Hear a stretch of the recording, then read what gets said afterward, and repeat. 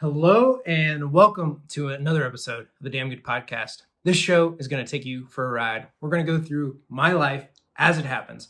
We're going to talk about fitness, business, mindset, strategy, tactics, and the big question, what do I need to do today to get better tomorrow?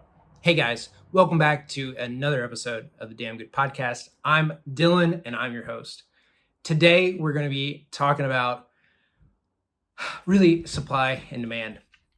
So supply and demand is one of the kind of core fundamentals of economics.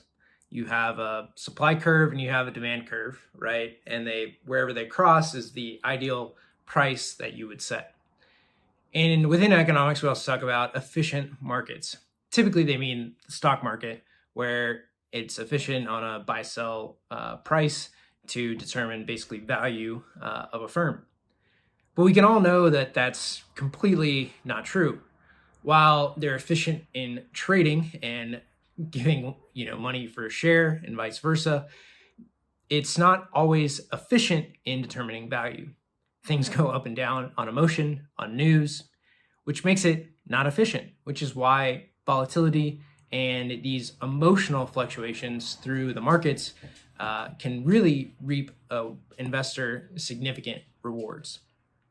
And you can also do it on the long term, right? Buffett is significant in saying and famous for, buy when the market is scared or there's blood in the water, and hold when the market is greedy, or sell when the market is greedy.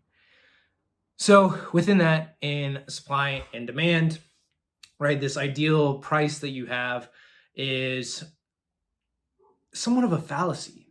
And having kind of been in starting my own company, dealing with pricing, dealing with customers, dealing with the lack of buying or wanting to buy, a lot of it is actually based on price.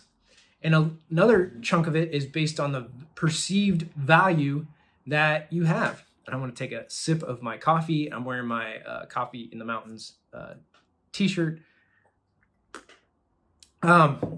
Is all in perceived value. So one of the things in perceived value is, so you have two salesmen, and let's say that the supply is infinite. So on a graph, that's going to be a straight vertical line. That supply is infinite, and then demand is a angled line through that supply curve. So with like software, it's an infinite supply. You have an infinite amount of it, and it really just depends on your salespeople. The thing about this is those two salespeople are going to have different demand curves.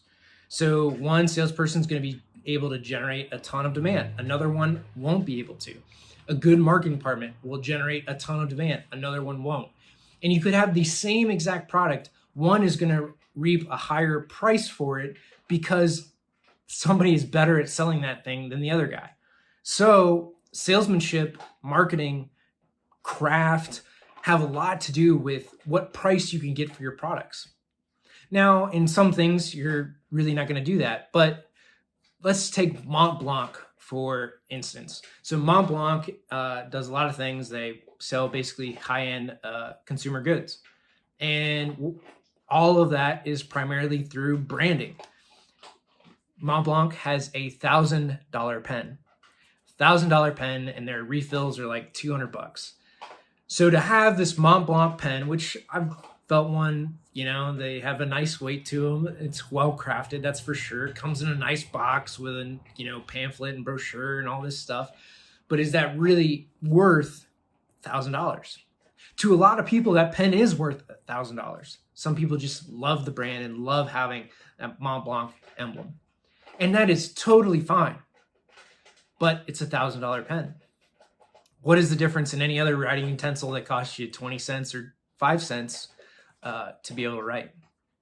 And that is branding. That is the power of branding and price on a given product, on a given solution.